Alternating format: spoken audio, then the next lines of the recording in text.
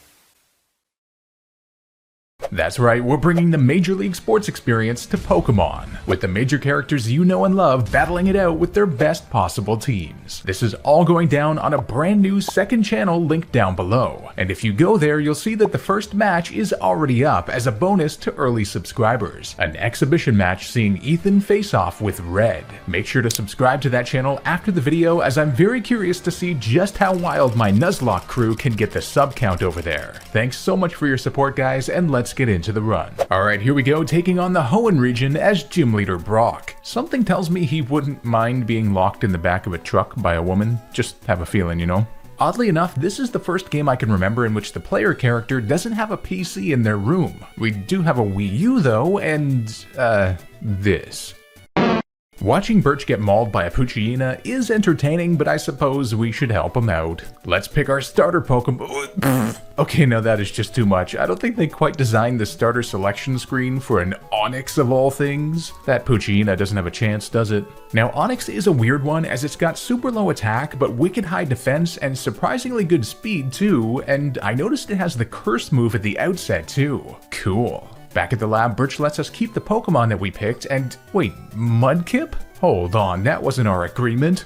Liar! Now what's great about our setup is that Route 101 has Wurmple and Poochyena, which give us much needed HP and attack EVs respectively, and we can find them at level 2, meaning we can get lots of EVs without worrying too much about hitting the level cap. North on Route 103 we have our first rival battle against May, and fortunately we learn same type attack bonus or stab rock throw right at level 7.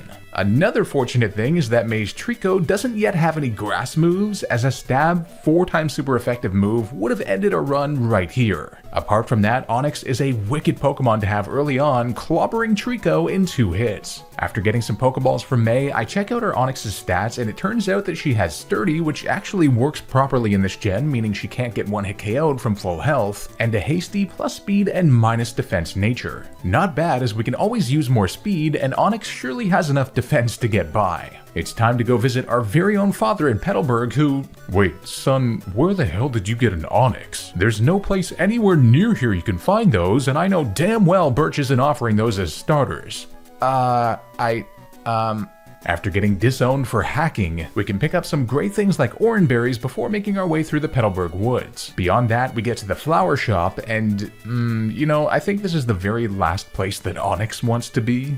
Ah, the stony Rustboro City, now that's more like it. And I love this cool overview they give of it, it really adds some depth to the world. Rustboro is after all the location of the first gym, and it's actually one I'm a bit worried about. Before that though, I checked out the houses nearby, and I kid you not, this dude right here used to be a skinny kid all but 30 seconds ago. He then gave me a float stone, I walked upstairs, and then came back down and he was a massive hiker? I thought I was tripping out, man, seriously. Ignoring the weird man in the back of the classroom, we can grab the Quick Claw from the teacher, which might actually be useful with slow rock types that we're gonna have. Well, it's time for the first gym leader, Roxanne, an arch nemesis fellow rock type trainer. And I forgot to heal like an idiot as she leads with a Geodude against Onix, who is missing 1 HP and 2 Rock Tomb power points. Now the problem is both of us resist all of each other's moves, and I know she's going to lower our speed with Rock Tomb anyway, so I figured this was a perfect opportunity to spam Curse to raise our attack and defense at the cost of lowering our speed.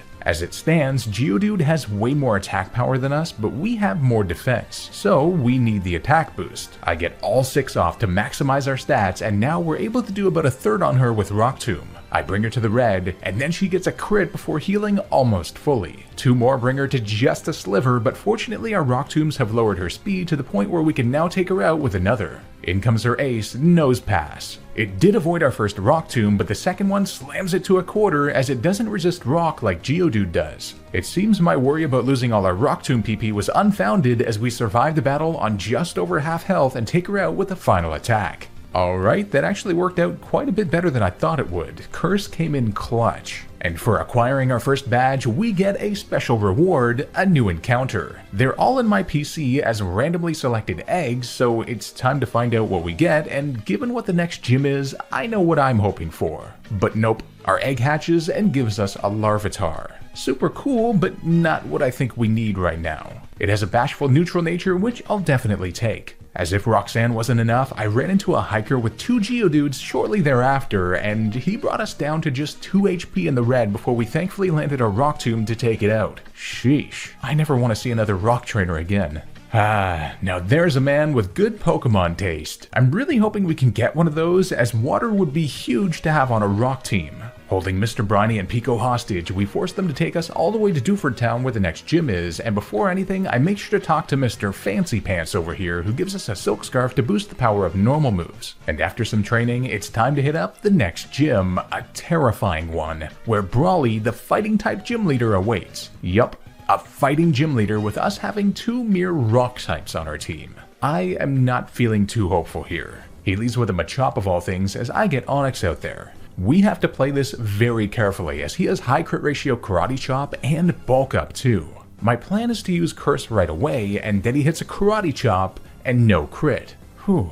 I go for it again, and then he hits us again, and no crit. Oh man. Now I hit a Tackle since he resists our stab moves, and it doesn't even do half before he hits us again, and no crit again. Okay. Now, I know he's gonna potion if we hit him again, so I decide to try and avoid getting the range with resisted Rock Tomb instead, knowing that it will drop his speed, as he hits us low before our Oranberry brings us back above half. He then potions, and knowing it was coming, I take the opportunity to use Curse once more. We then outspeed and hit him again, and crit him to the red. We didn't really need that, but then he hits us, and crits us to just 8 HP in the red. No, why? We were doing so well. At least we can take him down with one more tackle. Then, in comes his ace, Makuhita. I have very little hope here, as he even uses Bulk Up, and Tackle unfortunately doesn't even bring him to half because of it. This is over. But then, he goes for Sand Attack. Weird, but we miss our next attack. Oh, this is so over. I then hit him with Rock Tomb, but just barely don't KO, but he goes for Sand Attack again. What? It seems with our defense so high because of Curse, he didn't see the range with an attack and opted for status moves instead. That was insane. I mean, if he had attacked the first turn, he wouldn't have raised his defense and we could have hit him below half with Rock Tomb, drop his speed, and then hit him again, so I suppose we did have that after all, even through Machop's crit. Insane. 2 badges down. And you know what that means, it's time to hit up the PC for another reward encounter. Wandering around, it hatches into an Aerodactyl. Oh, now we get it. That would have been real useful before the fighting type gym leader. Oh well, this thing is a wicked catch and has an impish plus defense and minus special attack nature, pretty good too. After an awkward encounter running into some man deep inside the granite cave rambling about some cave paintings and the fate of the Hoenn region, we next have Bryony bring us to Slateport City, where immediately perusing the beach we can get one of the best items in the game for a team like ours, the soft sand to boost the power of ground moves. Wicked. Now in these remakes, there are some awesome items being sold here that you can get right away, like the rock incense to boost rock move power and the Hone Claws TM, but they are quite expensive for a mere inexperienced trainer like us at the moment. Okay, I aspire to be this Pikachu. This is my goal in life. He's him.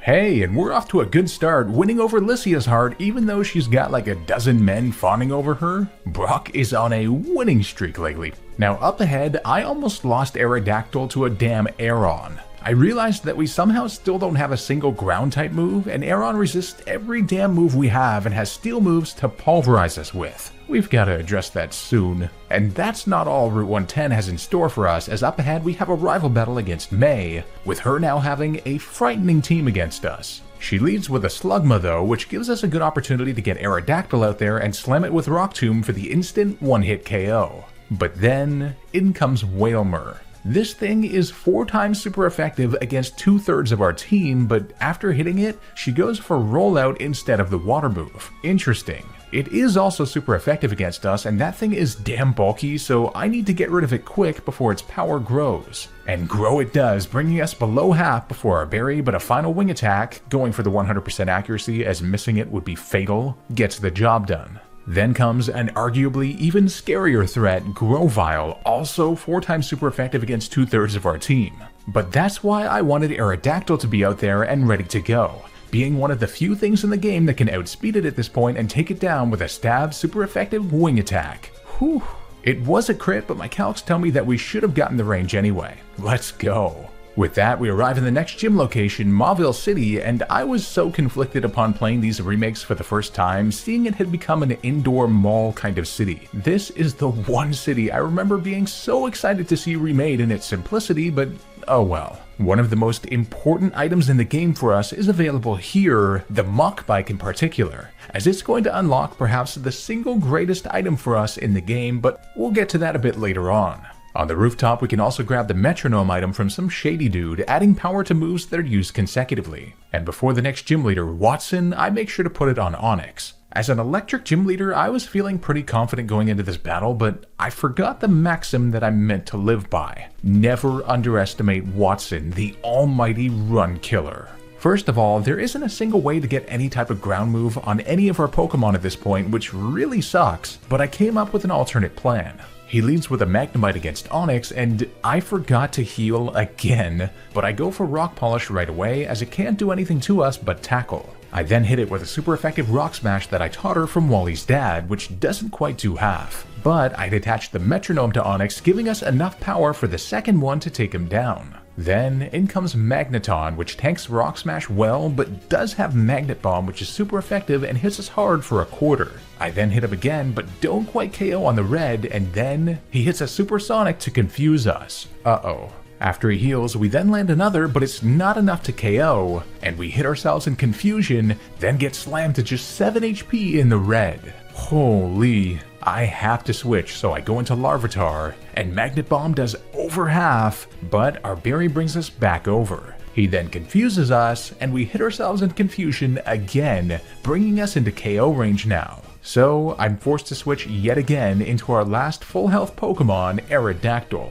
right into a Magnet Bomb that hits us for over a third. I have no choice but to attack it with a resisted move as I go for Bite, hoping it would flinch if it didn't KO, but it did get the range to take that damn thing down. His final Pokemon is a Voltorb, and Rock Tomb hits us to the red before it merely goes for Charge thankfully, perhaps not seeing the range on us, so another gets the KO and wins us our third badge. Man oh man, that was a close one, I cannot believe it. Our next badge reward is upon us as I pick up our next random egg, which ends up hatching into a Rhyhorn. Cool. It has the Rock Head ability and a gentle plus special defense and minus defense nature. Not bad at all, and after training it for a while, it also learns Bulldoze at level 21, finally giving us a ground move. Moving onward through the northern routes, we run into this old woman in her house who says, "Wait a minute, Indeedy? Indeedy? Oh my god. The prophecy is true. Man, some of the transition to 3D worked out really well in this game. The Ashy Route 113 looks gorgeous, really fun to walk around here and compare it with the originals. And there's a special item we need here, but we'll have to get that later. Moving onward, we get to Fall Arbor Town, which has one crucial thing for us, the Move Relearner. This is going to open up our type coverage hugely, as Pokemon like Aerodactyl can learn the Elemental Fang moves and even Ironhead too.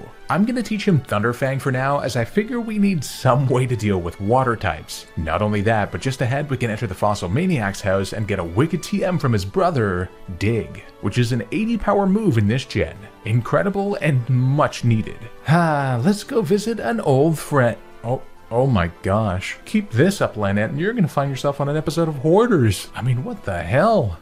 It turns out Aeron are still finding a way to cause trouble to our team, but Bulldoze 4x super effectiveness and the speed drop help a lot, allowing Rhyhorn to live another day by outspeeding it on the final turn. Sheesh. Oh, and even more power-ups are finding their way to us, as I forgot that you can get more soft sand items by merely using Rock Smash on rocks. Oh, and some protein too. I can imagine that being very, very useful in the future. Out west, we make it to the Meteor Falls, and in the remakes there's apparently a double battle here against Admin Tabitha, which normally does not happen, but boy am I sure glad we have a rock team, as their coughing went boom almost immediately, which I might not have anticipated. Oh wow, look at me Mum, I'm riding the tram. Okay, sorry, I don't know why that came to mind, just ignore me. As punishment for my making fun of the British, we now have to face Team Magma Leader Max. Oh gosh. Atop Mount Chimney. Okay. Well, actually, atop a thin glass platform overlooking lava. Comforting. He leads with a Mighty 8 with Intimidate, so I lead with Larvitar to take it. I then set up Sandstorm, and I was gonna switch anyway, but he does it for me with Roar. Right into the Pokemon that I wanted to have out, Aerodactyl. Okay then, as Wing Attack then slams him, but then he uses Roar again. This time Onyx comes out, and after Sandstorm damage, Dig is able to get the range from there. In comes a big threat next, Camerupt, which has Stab, super effective special attacking Earth Power, which would devastate all but one of our Pokemon, Aerodactyl, who I send in for the prediction. Wicked. Now, I had hoped to have Sandstorm still going to raise our special defense, but I just have to go for it with Wing Attack doing a third, then Lava Plume not doing much. A burn would really hurt us though, as he hits us again, but no burn, so a third Wing Attack gets the job done. Crisis averted. His final Pokemon is Golbat, and Aerodactyl misses Rock Tomb and then gets confused. Regardless, I know his flying moves can't do much on us, so I stay in and we hit the Rock Tomb all the way to the red and end up getting brought below half before we snap out and hit him again for the knockout and the win. Not bad. Oh, and in the remakes, they actually give you the Meteorite this time, so you don't forget to take it like I do almost every Gen 3 run. Good to know they're looking out for me. With that out of the way, we then arrive in Lavaridge Town, the location of the next gym. But before that, it's hot tub time. Hey, wait a minute, where are the senior citizens? What a ripoff! Now, one of the funnier instances in this game is that if you tell this dude you have no idea what he's talking about, he gives you the Swords Dance TM. One of the best in the game, but if you happen to say that you understand him, you get nothing!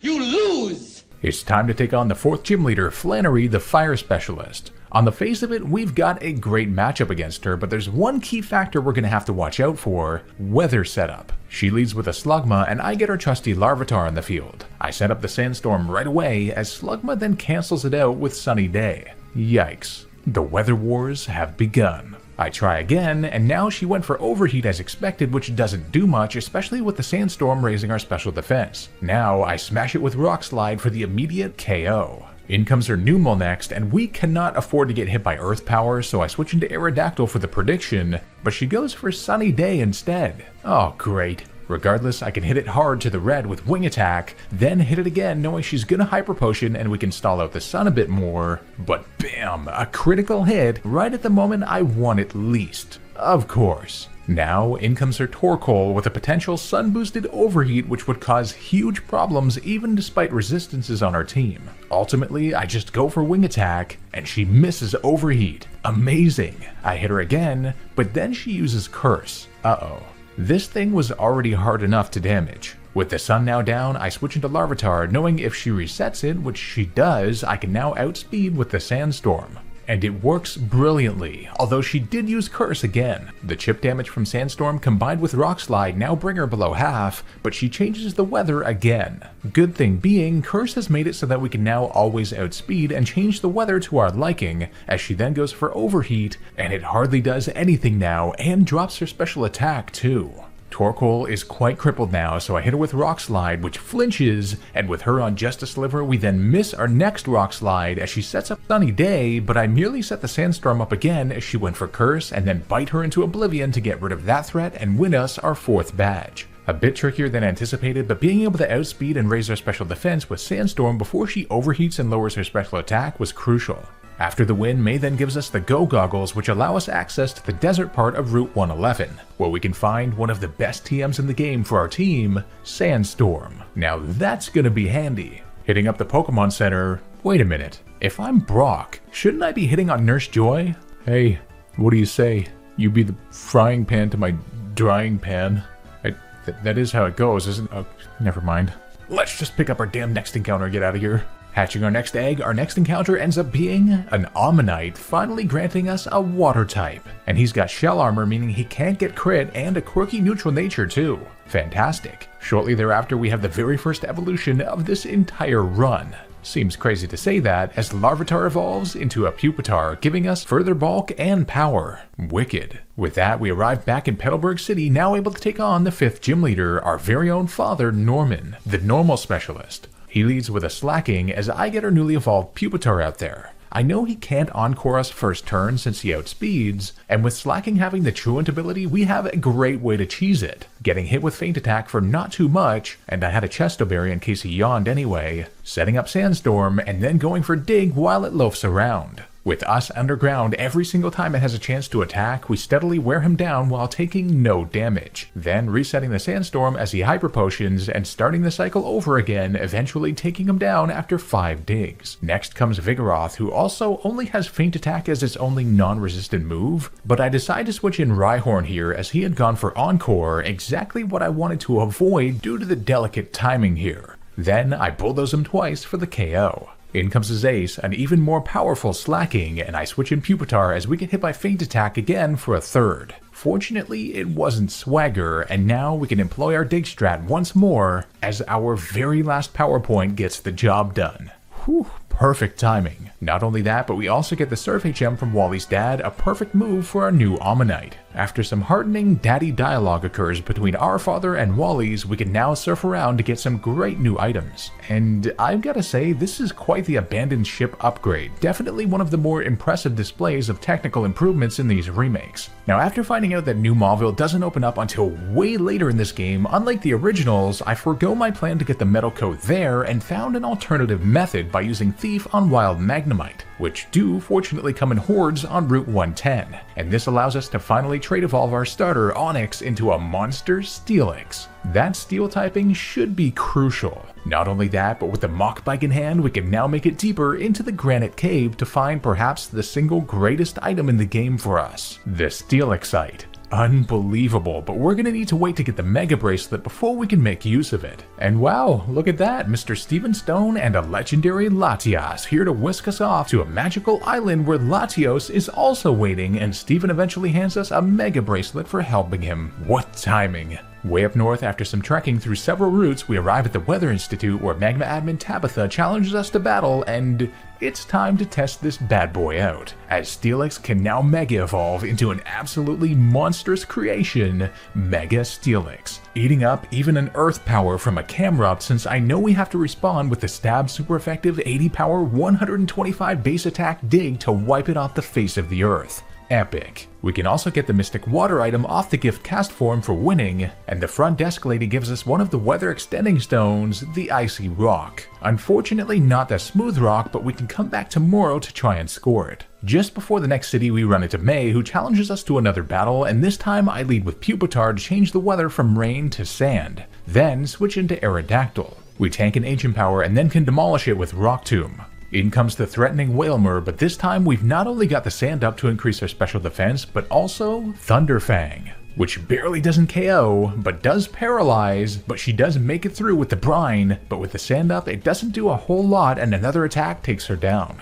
Her final Pokemon is her trusty Grovyle, and not wanting to risk the range hit from Wing Attack, I instead switch out to our starter, who is now not weak to Grass thanks to her Steel typing, and we can Mega Evolve and crush her with a couple Rock Tombs. Let's go. Beautiful. We also get a crucial HM for winning, Fly, which is going to power up Aerodactyl hugely. Picking up the game again the next day, the Weather Institute lady comes through with the Smooth Rock, allowing us to extend the sand from 5 turns to 8 turns on the Pokemon that holds it. Now that's going to be helpful. Arriving in one of my favorite cities in Pokemon, Fortree, we can now admire the graphics of it for a brief time before hitting up the 6th gym, where the Flying-type gym leader Winona awaits. Now on the face of it, we have a great matchup against her, but we do have to be careful against her Skarmory and Pelipper in particular, as we have no surefire way to deal with them. She begins the battle with a Swellow as I lead with Aerodactyl. Again, we're one of the few things able to outspeed it, bringing it down to earth with Rock Tomb off the bat. But in comes Skarmory next, which does have Steel Wing, so I go into Steelix, who eats it up. And I had used the move relearner to teach her Fire Fang, so after Mega Evolving we can tank it out, Physical Defender versus Physical Defender, and we of course emerge the victor, taking little damage, although our accuracy was lowered in the process. In comes her Altaria next, and knowing it has Earthquake, I go into Aerodactyl, but she went for Cotton Guard to raise her defense. Not ideal, but I had retaught him Ice Fang, which now only does a third. Then Dragon Breath not only gets a crit, but paralyzes too. The epitome of unlucky. That is not good at all, as she can now not only Roost to heal her health, but also it erases her Quad Ice weakness when she does so. Oh no. We get hit low before our berry and then make it through to hit her low, but with paralysis she outspeeds and roosts again. This is bad. I'm just hoping for a freeze here, and we eventually do get it, but she thaws out immediately and hits us low.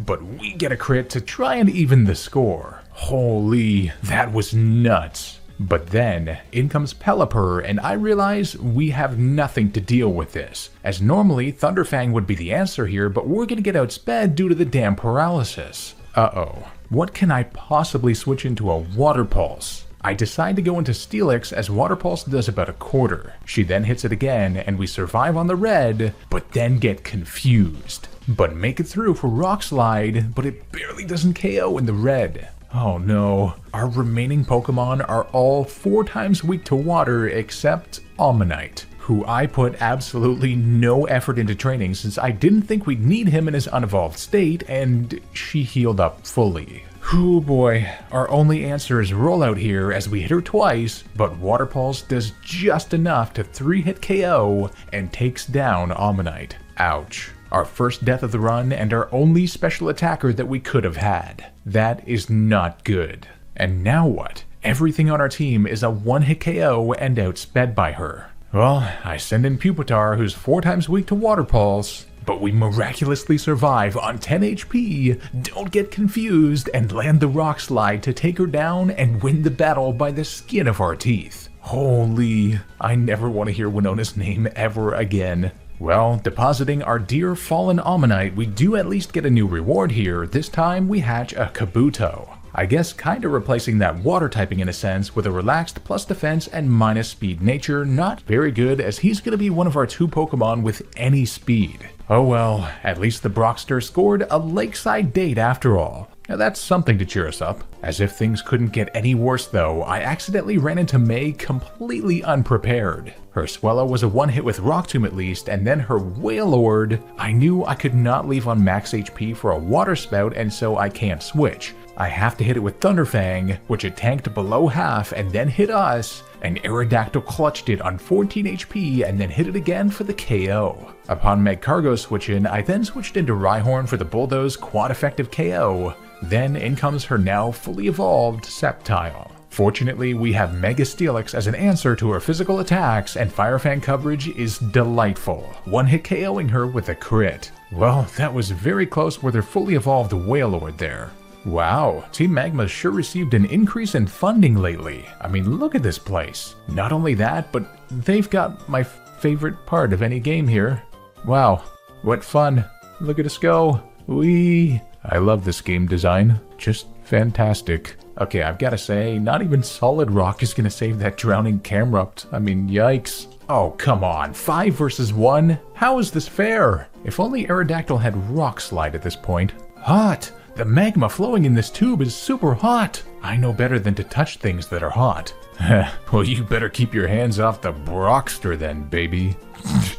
Well, with that out of the way, we arrive in Moss Deep City where the next gym is, and while training up, we have a couple great team power-ups as Rhyhorn evolves into a monster Rhydon, and Kabuto also fully evolves into a savage Kabutops, which I cannot wait to use. Not often we get an opportunity to use one. The 7th gym leaders are Tate and Liza, the psychic duo, and while theory crafting for this battle, I realized something. The main threat is a Sunny Day and Solar Beam combo, but both moves are on their Soul Rock, so I know they can't accomplish that in one turn. As such, I go in with Mega Steelix and Pupitar, knowing Pupitar outspeeds Mega Steelix and can set up the Sandstorm, cancel out Sunny Day if they had set it up, and activate Mega Steelix's Sand Force ability, increasing the power of super effective Stab Iron Tail to clobber Soul Rock in one hit. We did get a bit lucky in that Lunatone missed Hypnosis, but the writing was on the wall, as Mega Steelix could do the same to it, only getting hit by a resisted Psychic in the meantime.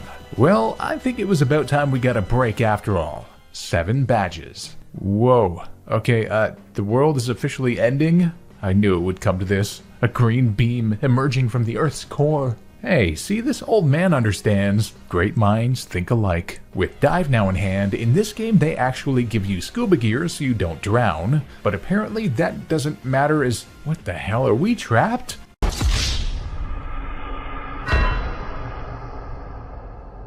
After that panic, we make it to the seafloor cavern where we can pick up the best TM in the game for us. The almighty Earthquake. Unreal. Before challenging Maxie to battle, who has been fooling around trying to resurrect Groudon like an idiot, he leaves with the Mightyena as I get Pupitar out there and set up Sandstorm with a smooth rock attached. Then I switch into our newly evolved Rhydon, who's able to hammer arm him into oblivion. Turns out, Rhydon actually has some pretty good type coverage, as Weezing merely explodes, Crobat gets annihilated by Stone Edge after hitting an Acrobatics, and then his Camerupt suddenly Mega Evolves, and it looks scary, but actually has no ground moves in this battle. Coupled with the sand raising our special defense, so a single stab super effective base 130 attack, 100 power Earthquake eviscerates that overgrown camel. Good riddance. He then awakens the almighty Groudon, who starts going on a rampage, and I leave town and go to the beautiful Pacific Log for a nice tropical vacation. Okay, in reality I came here for the return TM, which I think is going to come in very handy shortly. Might save our butts actually. Holy cow, in Pseudopolis there are a bunch of incredibly strong trainers gathered here to save the world. All 6 of whom are going to take part in the World Battle League now that I think about it. Well, there it is, Primal Groudon, whose Desolate Land ability cancels out water moves entirely, which would otherwise be 4 times super effective. I was nervous fighting this thing, but it keeps going for ground moves against our flying Aerodactyl. What in the... Are you dumb, stupid, or dumb? Oh great, us defeating Primal Groudon ended up destroying the sun. Now we're all really gonna die, huh? Now there was so much excitement going on that I forgot our 7th badge reward, a new encounter, one of Brock's 2 alternates, which hatches into a Geodude, which has a serious neutral nature and the sturdy ability too. Not bad at all. After some training followed by a trait evolution, it eventually fully evolves into a beastly Golem, which despite having the same problems as our other mons like Rhydon and Pupitar, could come in handy thanks to sturdy. Well, it's time for the 8th and final gym leader and perhaps the scariest one of all, Wallace the Water Master. And with a team like this, with our potential Omastar also dead, I had no hope when first theory crafting. I thought this was going to be an inevitable slaughter. But then, it came to me. A potential answer, but we're still going to have to play this perfectly. He leads with a Love Disc and I go with Kabutops, who I taught the Sword Stance TM to. But we got confused before learning it, but I attached a Persimberry to heal us. Yes. Now our attack is at sky-high levels, but Love Disc outspeeds with Attract, and we stay immobilized. No way. Then she confuses us again. That could be the entire run right there. Although we make it through both to hit it with a 102 power return for the KO.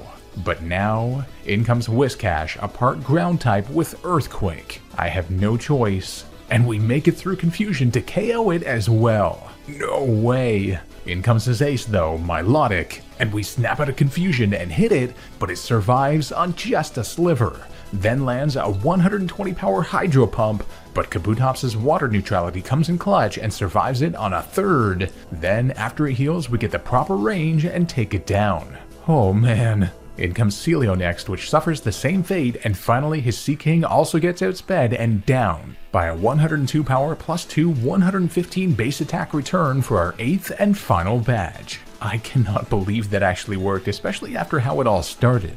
Kabutops, you legend. And for that badge, we get our final reward, this time a Cranidos who has a lax plus defense and minus special defense nature. And with that, we arrive in the final city, the gorgeous Evergrande. After a ton of training and waiting until it learned Head Smash by level up, we have Cranidos evolve into a beastly Rampardos, who I'm going to add to our team in place of Golem.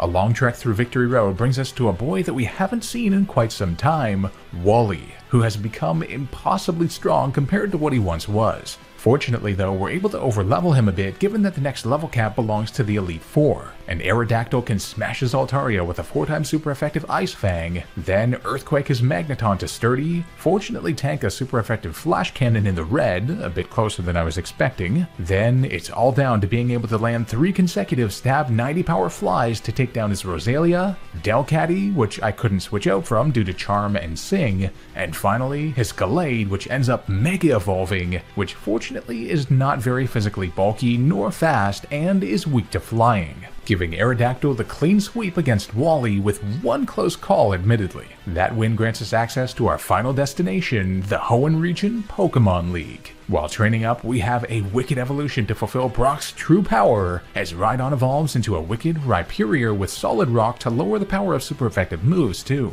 After fulfilling the rest of our EVs and getting any remaining items and TMs we might need, it's time for the Elite Four. The first Elite Four member is Sydney, the Dark-type expert. With 2 Grass types on his team and an Intimidate lead in Mightyena, he is certainly dangerous, but I think we have an answer as I lead with Steelix to take Intimidate, and then switch into Aerodactyl with the Skyplate attached. Crunch hits us for a quarter on the switch, and I eventually had to Earthquake him twice in a row after he healed as Fly didn't quite get the range surprisingly. But from there, aside from his Shiftry's Fake Out, Aerodactyl could sweep through the entire rest of his team with Stab Fly being super effective against Shiftry and Cacturne, and having enough power to do in the frail Sharpedo and Absol too. That's one of the benefits of having a Pokemon that almost no other outspeeds. Quite a start. After the battle, we have our final evolution of the run, as right at the Elite Four entrance cap, Pupitar evolves into a monster Tyranitar, which I've really been waiting desperately for this entire run. Why, you might ask? Well, how about we take the next Elite Four member battle against the Ghost-type trainer Phoebe as an example. Not only can we automatically start the sand upon switch-in, but Tyranitar has so much power with Stab Crunch that it can outspeed and one-hit KO every Pokemon on her team. Even Pokemon as bulky as Dusclops and Dusknoir, and even Pokemon that aren't weak to it like Sableye, only getting hit by a single Fake Out on the entire way. Just a ridiculous debut performance. I'm glad he's on our side. The third Elite Four member is Glacia, the Ice-type trainer, and although things look good for us type-wise, we have to watch out given that she has a part Water-type, can set Hail, and has 2 Pokemon that have the Snow Cloak ability, meaning they have increased evasiveness in Hail. She leads with a Glalie, and I get our newly evolved Rampardos out there, as I taught him the Rock Polish TM from the Jagged Pass, increasing his speed hugely as Glalie sets up Hail. Now that we outspeed, we can stab super effective 75 power 165 base attack Rock Slide the hell out of Glalie, and the same goes for even her incredibly bulky ace Walrein too. But then, in comes one of her Snowcloak Frostlasses. I decided we needed the accuracy and went for Earthquake instead, but somehow it doesn't KO in the red, and it confuses us with Confuse Ray. Oh no. She then full restores and I'm like, yes, now we can Rock Slide, and we do hit it to take it down. Then in comes her second Frostlass, and here the Hail went down, but we are confused and just cannot risk it, so I switch into Steelix here and she resets Hail. Oh boy. Blizzard hits us for less than half, and then we miss Iron Tail, of course, as I then Mega Evolve and go for the higher accuracy Rock Slide, which also misses after Blizzard hit us to a quarter. Oh. We do have one other answer though, Tyranitar, who can set up hail upon switch in. Then she somehow hit a blizzard regardless, but our increased special defense eats it up and we can respond with the crunch KO. Her final Glalie then comes in and also gets taken down with a stab super effective rock slide for the win. Well, we made it through.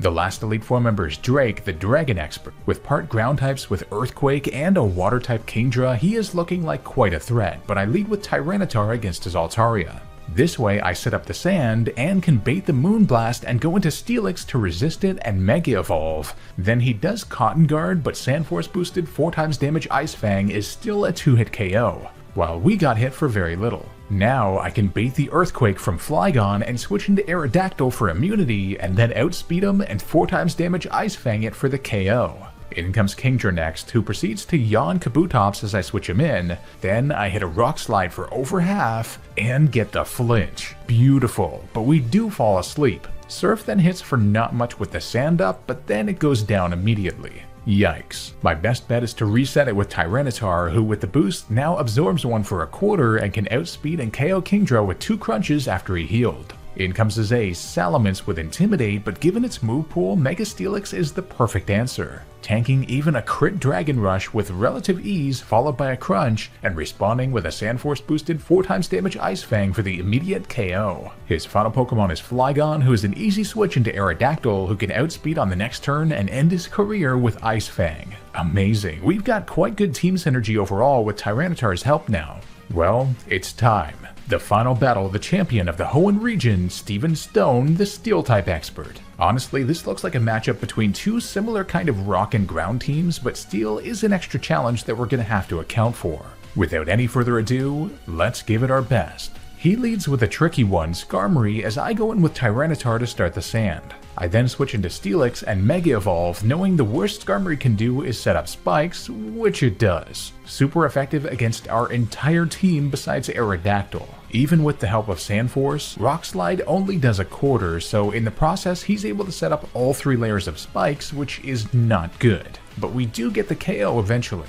Then in comes Aggron, and with it having Sturdy, I don't think we can handle 2 Earthquakes, so I bring in Aerodactyl for the prediction. I merely break his Sturdy with Ice Fang, and then we avoid his 80% accuracy Stone Edge. Then we can land a 4x super effective Earthquake, but somehow he survives on a sliver and responds with the 75% accuracy Iron Tail, which he hit this time to take down Aerodactyl. Ouch. I figured between Ice Fang's flinch and freeze chance combined with his low accuracy moves we could scrape through, but I was just off on the calcs for Earthquake it seems. Damn. I get Tyranitar out to finish him off, but he preemptively switches into Claydol for the Earthquake prediction. Damn. But that's actually perfect, as I didn't really know how to deal with this thing, but Crunch somehow barely doesn't KO it, then he sets up Reflect. Not good, but at least we can take care of that threat now, followed by Aggron barely surviving 2 4x damage Earthquakes after he healed thanks to Reflect. Then he slams Tyranitar with Iron Tail, but we tank it just in the red and can take that damn thing down. In comes our Moldo as his Reflect wears off, and I realize this sets us up really well, as I send in Mega Steelix in the sand, but 2 X-Scissors combined with the huge spikes damage bring us quite low, as in comes his Cradilly. I have no choice here really, with Grass potentially killing all of our Mons, but we outspeed amazingly with a Sandforce boosted stab super effective Iron Tail for the instant KO. Then in comes his ace, Metagross, which he promptly Mega Evolves right as the sand dies down. It's a Mega versus Mega throwdown as he uses Giga Impact, but Steelix survives it in the red and then hits an Earthquake, which doesn't quite KO, but now he has to recharge on the next turn, so another brings us Mega Supremacy as we win the championship. Unreal. Well, we did it. We beat a hardcore Nuzlocke of Pokemon Omega Ruby with only Brock's best team, and what a fun one that was. There's nothing quite like being able to experience the game through the eye and team setup of one of the franchise's major characters. Make sure to let me know if you'd like to see more of these by dropping a like down below, and don't forget to check out my special project, the World Battle League, using the link down below. And subscribe over there if you like what you see, like the Ethan vs. Red battle that's up on the channel now. That's all for this one, and I'll see you guys next time for another challenge video.